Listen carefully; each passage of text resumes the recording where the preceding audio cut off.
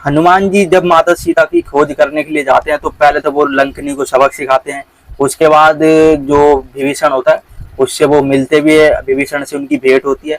और वहीं पर जो माता सीता होती है उनसे भी वो भेंट कर लेते हैं, और जो राम जी ने उनके लिए संदेश दिया था वो उस चीज को भी सुना देते हैं।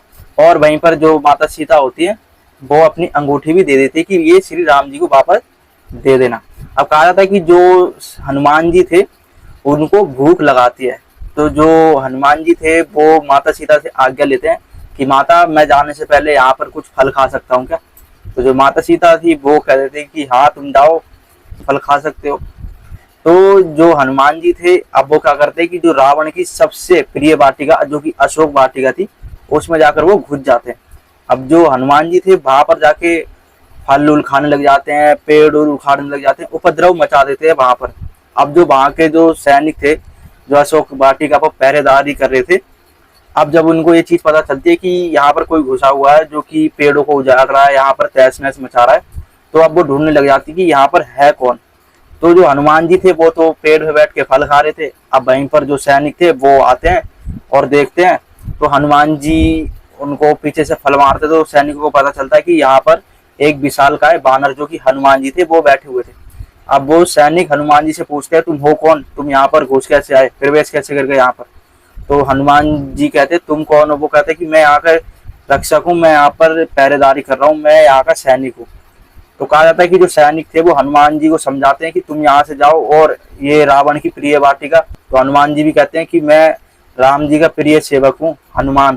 तो जो सैनिक होते हैं वो पूछते कौन राम कौन हनुमान, हम नहीं जानते हैं।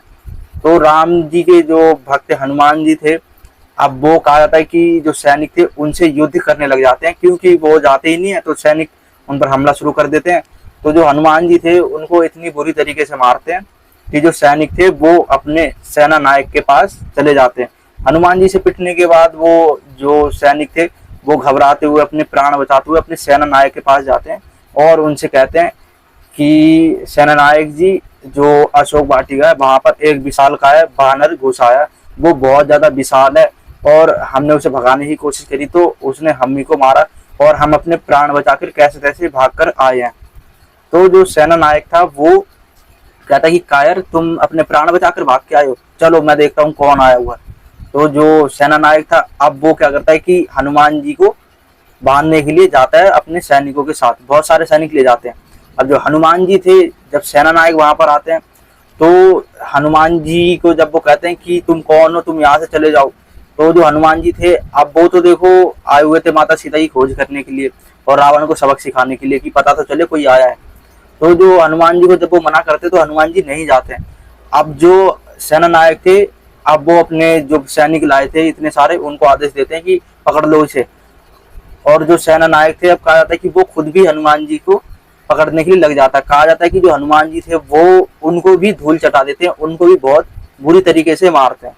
अब कहा जाता है कि जो सेना नायक और जितने भी सैनिक थे वो भागकर रावण की सभा में पहुंच जाते हैं, जहां पर उसका पुत्र अक्षय कुमार और जो कि मेघनाद भी बैठा हुआ था। अब वहां पर रावण की सभा में वो जाते हैं तो रावण को सारा हाल बताते हैं, पूरा वृतांत सुनाते हैं कि महाराज जो अशोक वाटिका है वहां पर एक बानर घुस आया और वो बहुत शक्तिशाली है, हमने उसको भगाने की कोशिश करी तो उसने हमारे प्राण लेने की कोशिश करी जिससे हम बचकर यहाँ आ गए।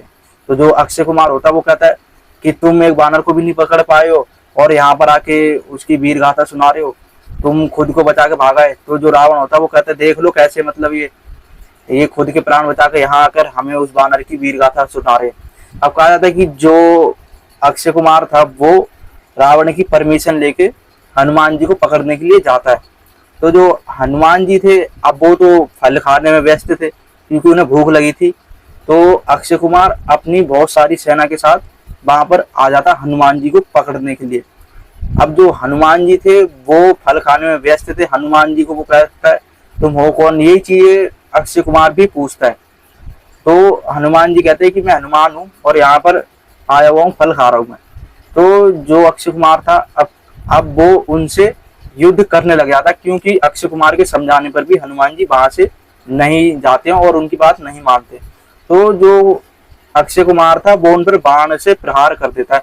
तो जो हनुमान जी थे वो क्रोधित हो जाते हैं और पेड़ उठाकर जो अक्षय कुमार के रथ पे मारते तो उसका रथ टूट जाता है। अब जो अक्षय कुमार था, जो रावण का पुत्र था, वो भी मायावी था मेघनाथ की तरह, लेकिन मेघनाथ से कम शक्तिशाली था।